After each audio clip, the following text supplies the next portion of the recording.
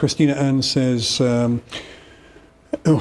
of us sitting at a computer are squashing our diaphragms, and kids at school have the most awful posture. Now, I don't know where you stand on this. I'm not a great fan of teaching people or talking to people about posture. I think it's far important that they move than we say that you've got to look like this anatomical picture. Well, that's why I like breathwork, though, you see, because I don't have to talk to them too much about their posture, because once I start to teach them to breathe here, they're going to be... that Dr. Vranic, she talks about that actually, about how children up to about the age of 5, unless they have tongue tie or asthma or things like that, they generally breathe quite well, actually. And if you look at a lot of babies that don't have tongue tie, if you open their mouth, their tongue just sits at the roof of their mouth. It's when they go to school, apparently it starts to change, and they think it's because they're sitting down all the time. Suddenly they become more body aware, wearing tighter stuff, they're not moving, so they go from sort of this kind of breathing all round to then starting this. That's when it starts. I don't know much about the research of it, but I was listening to something talking about that the other day.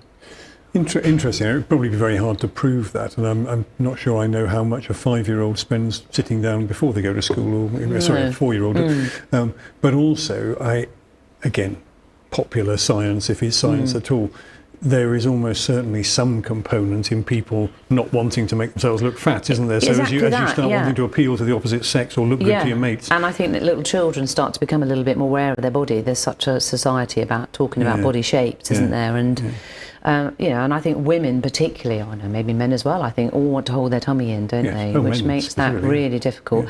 I mean, there is also... You wait till you see our Scotsman's six-pack later.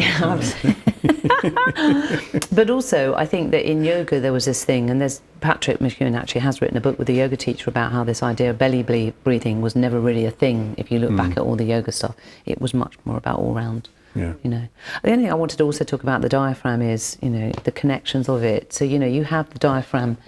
I'm sure everybody knows this, but just in case if it's not your thing, I'm not trying to, you have your diaphragm sitting there, the two domes of it, and your psoas and your quadratus lumborum are coming into that, and some of the crura come down as far as L4 on the right, L2 or 3 on the left, I think it is, and then it has connections with your pelvic floor, and then it has connections all through the fascia into your pericardium. When you breathe in through the diaphragm, your heart stretches a little bit and speeds up.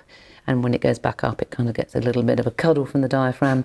And so, the diaphragm has connections, as I'm sure lots of parts of our body do, but it's sort of connected to everything, really, So it's like, I think it's like you can get so much from just learning how to breathe a bit better.